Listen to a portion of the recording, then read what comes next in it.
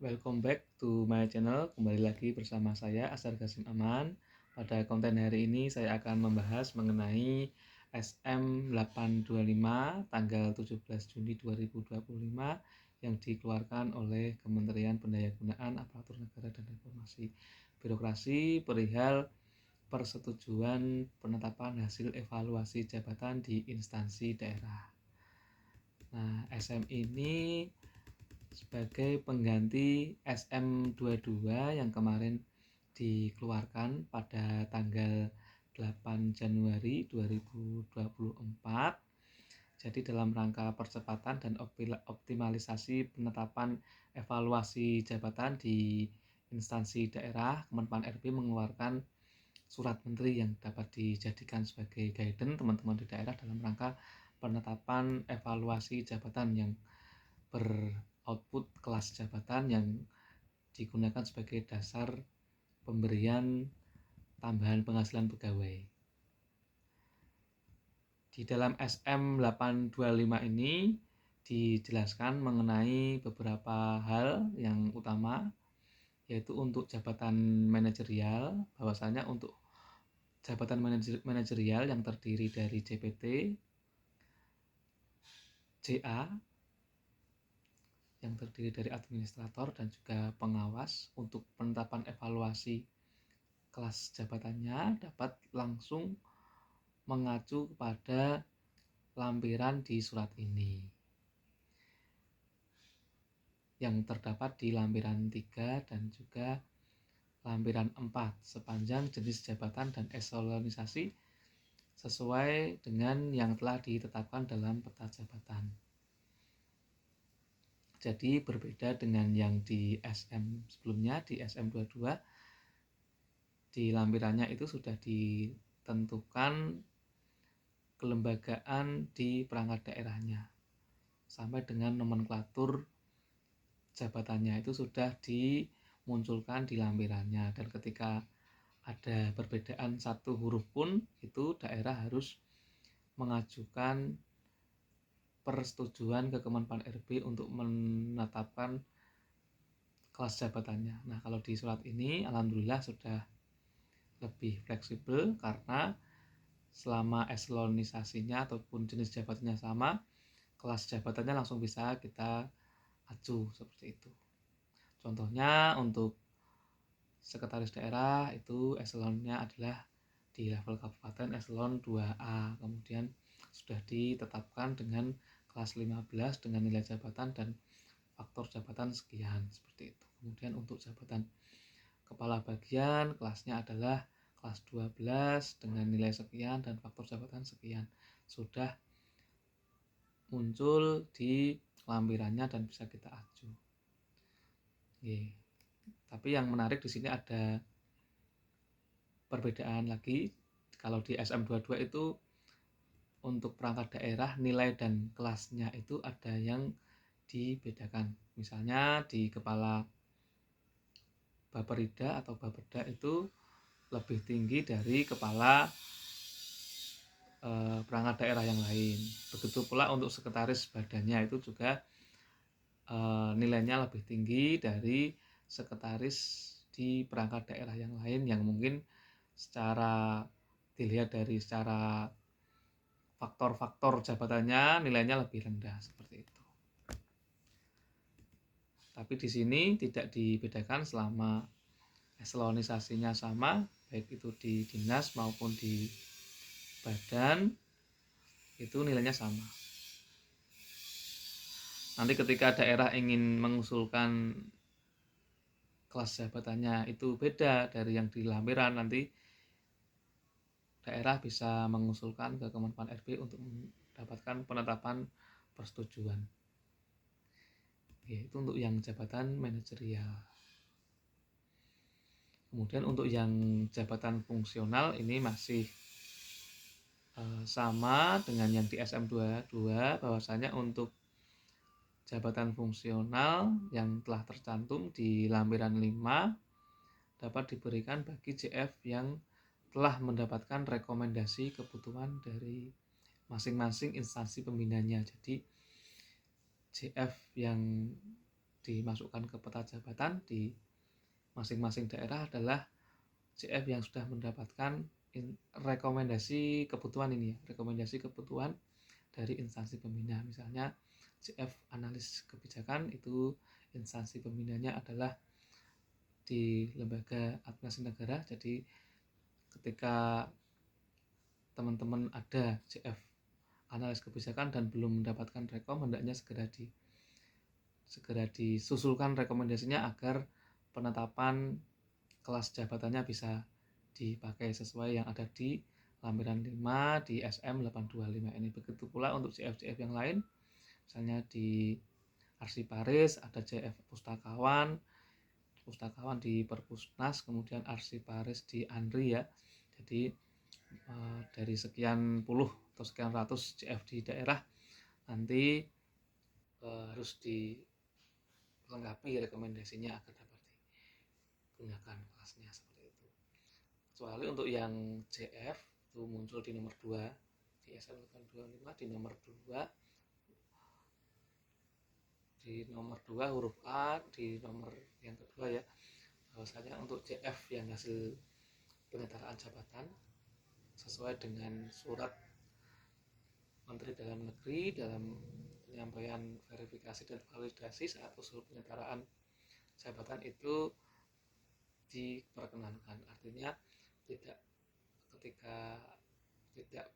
ketika ada CF yang belum mendapatkan rekom dari instansi pembina tapi ternyata CF itu adalah CF hasil penyetaraan jabatan ataupun penyederhanaan birokrasi yang dilakukan di tahun 2021 yang lalu, itu langsung kelasnya bisa dipergunakan sesuai yang tercantum di lampiran 5 di SM 825 ini.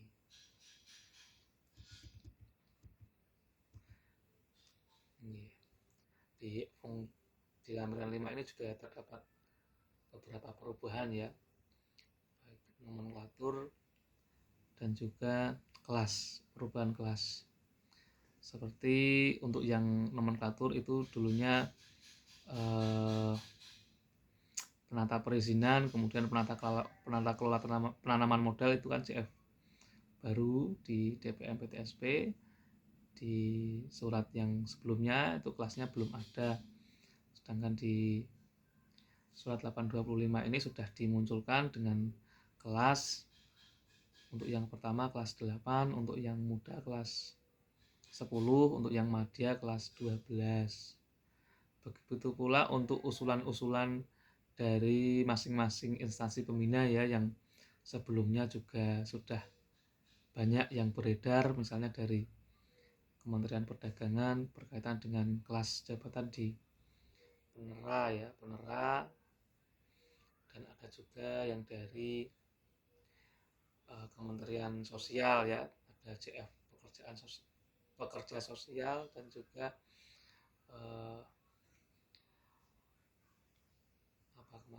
ada beberapa itu dari instansi pembina untuk mengusulkan perubahan kelas. Nah, itu sudah diakomodir semua di SM 825 ini. Jadi ada kenaikan kelas di beberapa CF, kelas dan nilai jabatan. Nah, ketika CF tidak tercantum di lampiran 5 ini, Bapak Ibu atau teman-teman di daerah diharapkan untuk melakukan usulan sesuai yang diatur pada Permen Pan RB nomor 34 tahun 2011 dan Permen Pan RB nomor 39 tahun 2013. Jadi tetap melalui mekanisme usulan seperti biasanya jika tidak tercantum di lampiran 5 ataupun ada kelas yang berbeda. Misalnya di surat ini sudah ditentukan kelas 8 misalnya untuk ahli pertama, tapi dari daerah ingin mengusulkan kelas 9, lah itu harus diusulkan dan diverbal oleh Kemenpan RB. Nah, untuk jabatan pelaksana ini juga tadi untuk yang CF, untuk yang di daerah CF penyuluh pertanian sudah tidak ada ya, karena saat ini sudah dalam proses perpindahan untuk CF penyuluh pertanian berpindah dari daerah ke pusat. Dan informasi terakhir nanti di bulan September itu targetnya sudah SK sudah diterimakan kepada SDM yang bersangkutan untuk berpindah ke Kementerian Pusat, nanti TMT-nya 1 Januari 2026.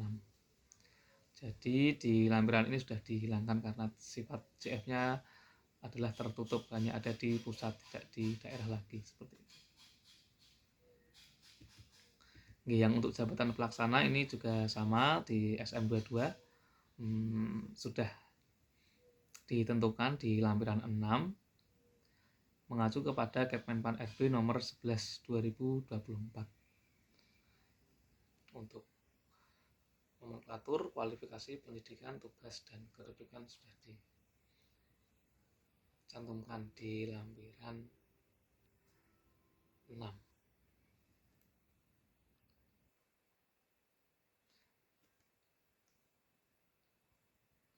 Dan di sini juga disampaikan seperti di SM22 untuk jabatan pelaksana ketika ada SDM existing yang tidak sesuai atau memenuhi syarat pendidikan minimal sesuai yang tercantum di Kepmenpan 11 itu wajib untuk memenuhi syarat jabatan paling lama 5 tahun sejak surat menteri ini diterbitkan.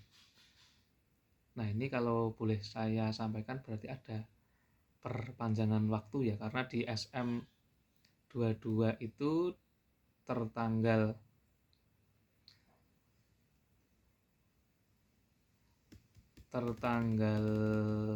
8 Januari 2024 itu juga disampaikan hal yang serupa, bahwasanya ketika jabatan pelaksana tidak memenuhi syarat jabatan minimal itu diberikan waktu 5 tahun untuk menyesuaikan.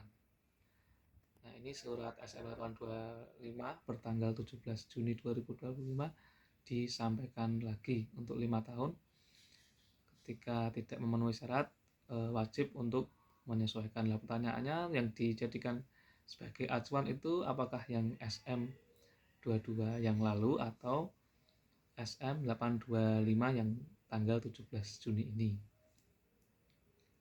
Misalnya ada pengolah data itu secara existing dia diberikan diisi oleh seorang pegawai dengan kualifikasi pendidikan SMA. Nah, ini kan perlu waktu penyesuaian untuk mengejar karena pengolah data informasi itu minimal D3, jadi harus sekolah lagi seperti itu dengan waktu paling lambat 5 tahun. Begitu pula untuk kemudian dalam surat ini disampaikan untuk instansi daerah agar segera menindaklanjuti dengan menyusun peraturan kepala daerah atau pergub tentang kelas jabatan berdasarkan persetujuan penetapan hasil evaluasi pada lampiran surat menteri ini. Kemudian dalam hal di kemudian hari ditemukan kekeliruan dan persetujuan dalam surat ini, maka akan dilakukan perbaikan sebagaimana mestinya. Apabila ditemukan ketidaksesuaian dalam pelaksanaan persetujuan penetapan evaluasi jabatan sebagaimana dimaksud dalam lampiran surat menteri ini, maka penetapan hasil evaluasi jabatan dapat dibatalkan. Kemudian persetujuan penetapan hasil evaluasi jabatan dilaksanakan dengan mempertimbangkan kemampuan keuangan daerah dan persentase belanja pegawai sesuai dengan Undang-Undang Nomor 1 Tahun 2022 tentang HKPD, hubungan keuangan antara pemerintah pusat dan pemerintah daerah. Jadi di surat ini tadi saya sampaikan bahwasanya ada kenaikan kelas, misalnya di Inspektorat Pembantu kelas 11 ke 12, kemudian jika mengacu dari SM yang sebelumnya itu juga ada di kepala bagian di sekretariat DPRD juga sama dari kelas 11 ke kelas 12, Dan di jabatan fungsional, beberapa jabatan fungsional cenderung mengalami kenaikan kelas dari ahli pertama dari kelas 8, tetap ya, kalau yang ahli pertama tetap di kelas 8, kemudian yang muda ini yang dari awalnya kelas 9 ke kelas 10, kemudian madya dari kelas 11 ke kelas 12. Nah, ini harus tetap memperhatikan kondisi kemampuan keuangan daerah dan prosentase belanja pegawai. Boleh diberikan kalau ada mata uang dari Jepang ya, atau yen. Nah, kalau orang Jawa pasti tahu yen. Yen itu artinya kalau ada uangnya, yen ono duite, seperti itu ya. Jadi boleh diikuti sepanjang kemampuan keuangan daerahnya bisa mampu untuk mengakomodir itu. Karena di Undang-Undang 1 tahun 2022 diamanatkan untuk belanja pegawai wajib harus 30% selama 5 tahun setelah undang-undang itu muncul. Artinya nanti di tahun 2027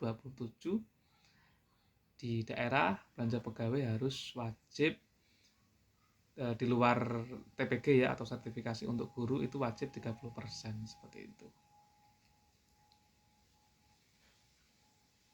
Kemudian untuk yang SM22 kepada daerah yang telah menyesuaikannya dinyatakan masih bisa dipakai atau masih berlaku sampai dengan adanya penyesuaian. Ketika nanti daerah sudah melakukan penyesuaian, itu diwajibkan untuk usul kembali, seperti itu. Penyesuaian kelembagaan, penyesuaian nomenklatur tugas dan fungsi jabatan, adanya penambahan ataupun penghapusan kewenangan pada jabatan, ataupun hal-hal lain yang menyebabkan perubahan informasi faktor jabatan yang mengakibatkan perubahan nilai jabatan, yaitu teman-teman di daerah untuk mengusulkan kembali, seperti itu.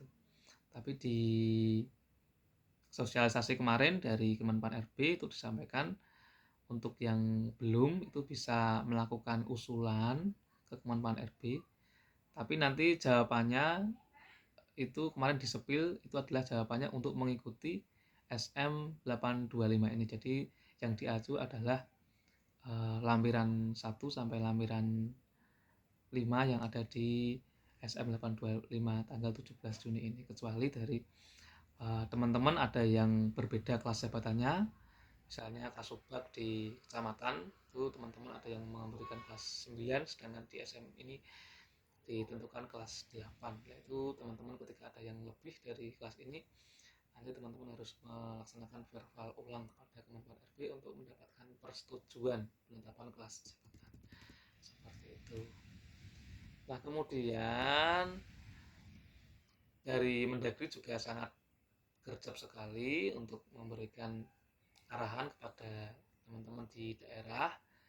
Setelah 825 ini tanggal 4 Juli itu Mendagri mengeluarkan surat juga nomor 900/1323614 mengenai tindak lanjut penetapan hasil evaluasi jabatan di instansi daerah dalam pelaksanaan PPP ASN tahun anggaran 2025. Nah, ini ditujukan kepada sekretaris daerah di seluruh Indonesia, yang pada intinya bahwasanya kelas yang dicantumkan di SM825 tadi bisa diacu atau disesuaikan di pemberian TPP tahun anggaran 2025 dengan pertimbangan beberapa hal. Yang pertama, terkait dengan pemberian TPP di tahun yang sudah berjalan ini, kita sudah mendapatkan persetujuan di akhir tahun yang lalu ataupun di awal tahun, tergantung jadwal dari teman-teman kemarin dalam melakukan verbal untuk mendapatkan persetujuan TPP. Nah, itu ada beberapa syarat ataupun beberapa evidence ataupun laporan yang disampaikan kepada Kemendagri untuk mendapatkan persetujuan ya. Karena daerah wajib mendapatkan persetujuan TPP sebelum dibayarkan kepada masing-masing pegawai. Nah, di dalam surat ini disampaikan bahwasanya terdapat 8 Pemprov dan 76 Pemkab atau kota yang belum melakukan mekanisme persetujuan atau pelaporan TPP ASN tahun anggaran 2025 sebagaimana yang terlampir di suratnya. Cukup banyak juga ya ternyata yang belum melakukan mekanisme persetujuan atau pelaporan. Kemudian Pemda yang belum melaksanakan mekanisme persetujuan tersebut agar dapat menindaklanjuti sesuai dengan ketentuan, yaitu tetap melakukan perizinan ataupun pelaporan sesuai Kemendagri yang mengaturnya, Permendagri nomor 15 tahun 2024 melalui aplikasi Simona seperti yang kita lakukan ya teman-teman ya. Kemudian Pemda yang dapat melakukan penyesuaian besaran nominal karena adanya perubahan kelas tadi seperti Irban, kemudian kepala bagian, kemudian CF tadi, itu bisa menyesuaikan dengan kelas yang ada di SM 825. Tapi nanti konsekuensinya adalah melakukan penyesuaian pada penjabaran yang dikirimkan ke Mendagri yang lalu seperti itu. Artinya tetap ada verbal dari Mendagri ya dalam hal ini. Dan di sini juga disampaikan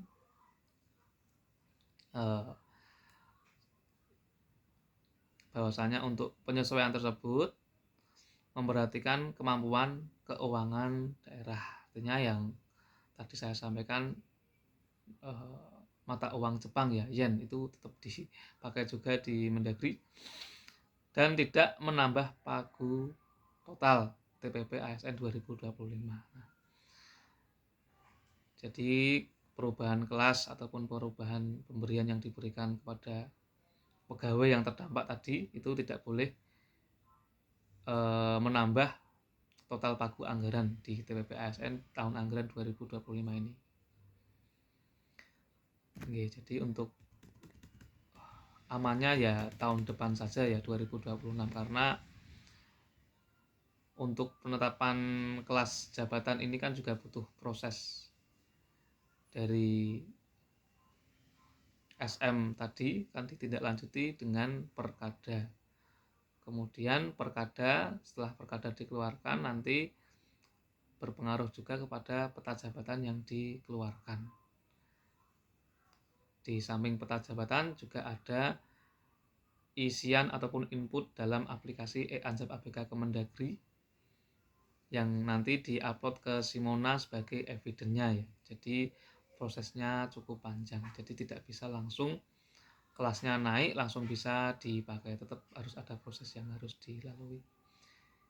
Jadi kemungkinan malah kalau saya pribadi ini lebih terprogram, lebih terencana nanti bisa dimulai di tahun anggaran yang baru, tahun depan paling cepat ya. Itu pun harus melihat kemampuan keuangan daerah. Yen ada duitnya ya. Oke, jadi seperti itu sekilas mengenai tindak lanjut dari SM 825 tanggal 17 Juni yang dikeluarkan kemarin dan sudah ditindaklanjuti oleh Mendagri dengan surat 90132 tertanggal 4 Juli 2025. Jika ada pertanyaan teman-teman bisa sampaikan di bawah, nanti kita bisa diskusi bersama. Sekian dari saya, kurang lebihnya saya mohon maaf. Bila taufik wal hidayah, wassalamualaikum warahmatullahi wabarakatuh.